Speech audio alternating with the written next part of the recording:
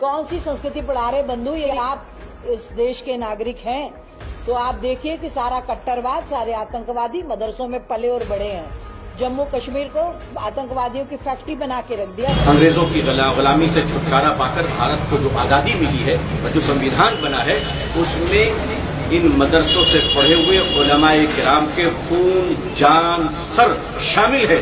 किसी के सर काटे गए हैं, किसी को फांसी के तख्ते पर चढ़ाया गया है।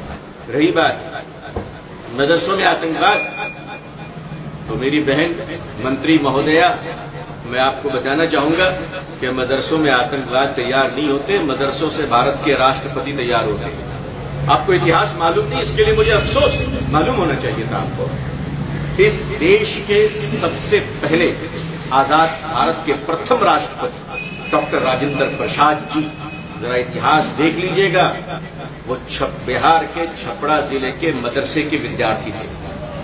अगर मदरसा आतंकवाद पैदा करता है तो फिर भारत का पहला राष्ट्रपति भी आतंकवाद होगा आपकी नजरों में। दुनिया के सबसे शक्तिशाली देश अमेरिका, उसके राष्ट्रपति मिस्टर बराक हुसैन ओबामा, आपको पता है कुछ इतिहास इनके बारे में?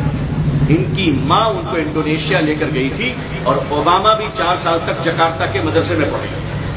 तो भारत मदरसों ने भारत को ही नहीं, अमेरिका को भी राष्ट्रपति दिया है। उठ पटांग मत बगा कीजिए, समस्याओं से लड़िए, समस्याओं की चुनौती है, हम सब मिलकर आपके साथ हैं।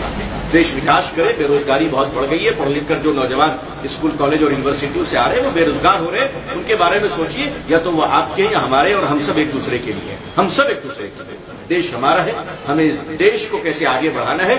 नफरतों से देश आगे नहीं बढ़ेगा, मोहब्बतों से आगे बढ़ेगा। ये सब ऊट पटांग बकना शुरू बंद कर दीजिए, ये बहुत हो चुके हैं पिछली बार। और मैं भारत के मदरसों को सलाम करता हूं कि भारत के मदरसों ने भारत को आजादी दिलवाई है। और आज मैं इस टेलीविजन के माध्यम से अपने देशवासियों को यकीन दिलाना चाहता हूं कि चीन लद्दाख के बॉर्डर पर चाइना की आर्मी जो आज शरारत कर रही है, अगर वहां हमारे जवानों को, हमारे फौजियों को हमारी जरूरत पड़ जाए, हमें आवाज दीजिएगा। हम मदरसों से अपने बच्चों को कफन पहनाकर सरहदों पर पहुंचा दें।